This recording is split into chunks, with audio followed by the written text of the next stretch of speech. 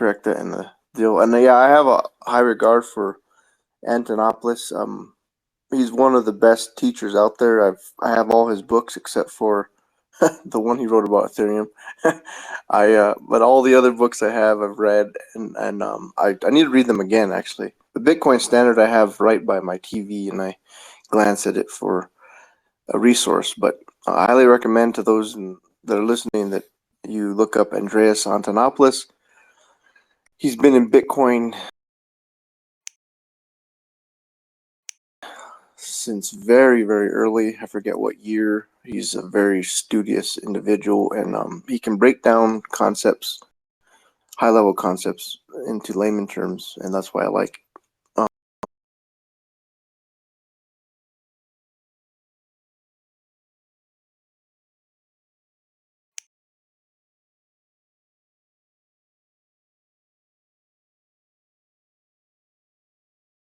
listening to him. So I did correct. I mean, if he was at the Bitcoin conference in 2011 and he spoke and there was nobody there and it was speaking that passionate, I'm thinking he probably should have been in Bitcoin in like 2010 or maybe late 2009. That's what I'm thinking. Sometimes I wish Andreas Antonopoulos was Satoshi Nakamoto. That's just my personal wish because I admire him so much. Yeah. Same here. Yeah, I've watched his videos where he's just teaching.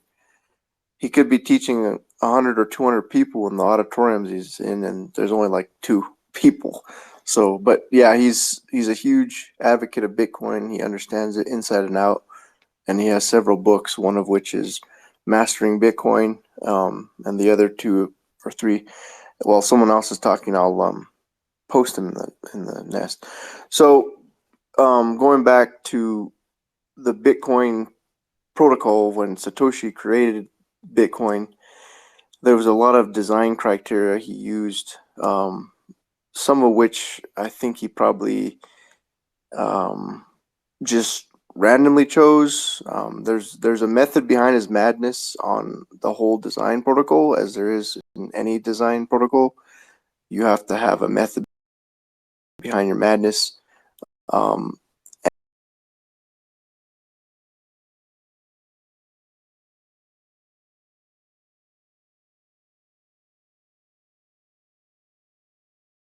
and the halving that occurs every 4 years, as Saida said.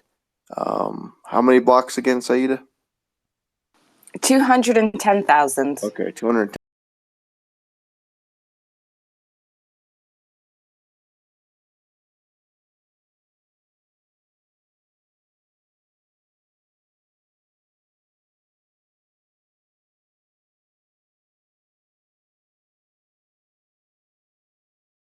Blocks. So every 10 minutes, approximately, there's a new block created. The block is comprised of, I think, 1 megabyte worth of transactions. That's the block size, if I'm not mistaken. And so the way it works, I'm just going to start from the beginning, is if you're transacting using Bitcoin, all the transactions are harbored in a mining pool, and they await to get onto a block. And so if you're sending $10, or you're sending $1 million, or you're sending $1 billion, all these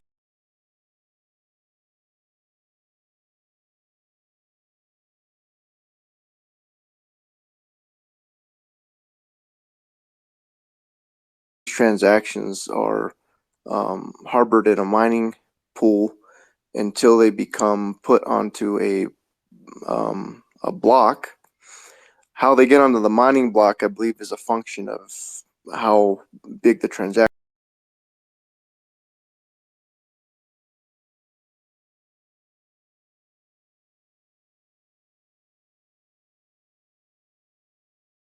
is, because the miners want to choose the big transactions so they can get a higher fee and such. Once all those transactions are put on the block, I think it's 1 megabyte's worth of transactions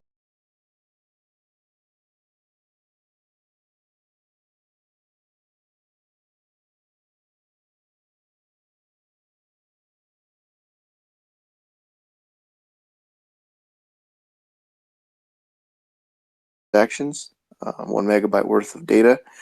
Those blocks, before they even become a block, all the nodes that comprise the Bitcoin network are verifying that those transactions are indeed legit.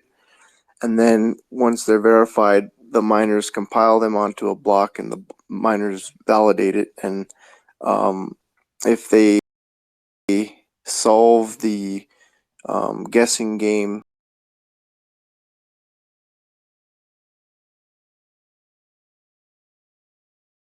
the guessing algorithm, essentially they're just guessing the solution to an algorithm. If they're the lucky ones that guess the algorithm through their computational hashing power,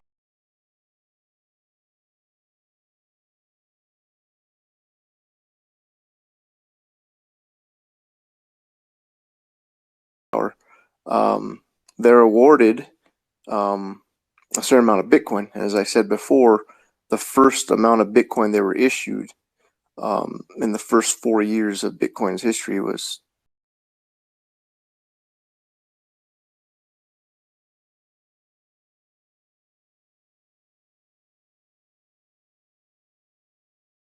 $50 Bitcoin, and then every 4 years thereafter, the award of Bitcoin is halved, is cut in half.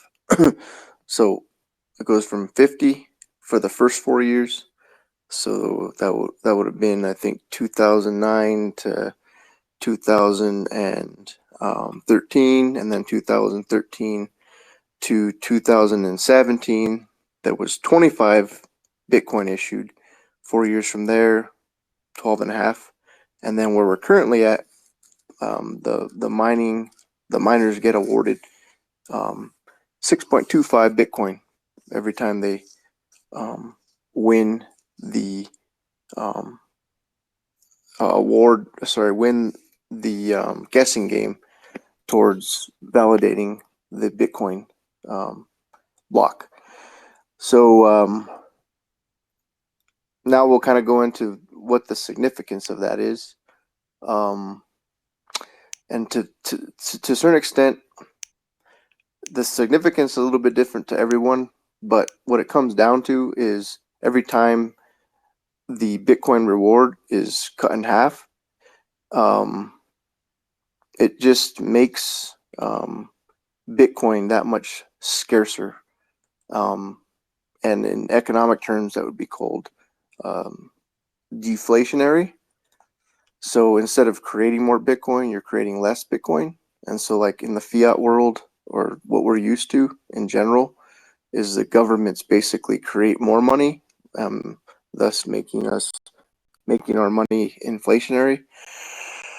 And the problem with that, as we've spoken about before, is the more the money that's created by the government, the more they're stealing from your wealth, because that makes the initial amount of money that was created that much less in value. And so by Satoshi creating a monetary system that's deflationary, meaning that there's less and less Bitcoin created over time, the value of the Bitcoin will go up versus going down in an inflationary basis. I'll pause there before I go on. Saida or Olu, if you guys want to chime in on that, and then I'll add Melissa. Sorry if my voice is croaky. Sorry about that. Let's see here. Add Saida.